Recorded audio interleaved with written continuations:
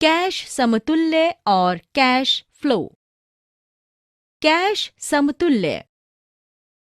जैसा कि हम जानते हैं कि कैश फ्लो स्टेटमेंट संगठनों की विभिन्न गतिविधियों से कैश या कैश समतुल्यों के इनफ्लो और आउटफ्लो को दिखाता है।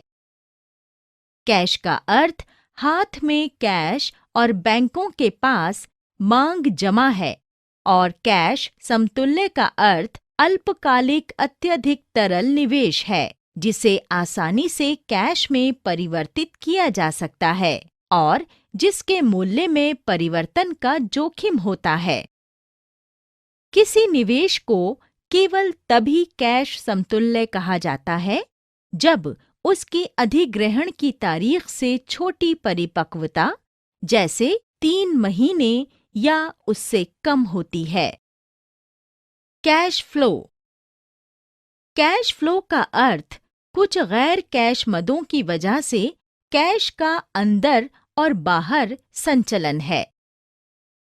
जब हम गैर कैश मद से कैश प्राप्त करते हैं, तो इसे कैश इनफ्लो के रूप में जाना जाता है, और जब हम ऐसी मद के लिए कैश में भुगतान करते हैं, तो इसे कैश आउटफ्लो के रूप में जाना जाता है।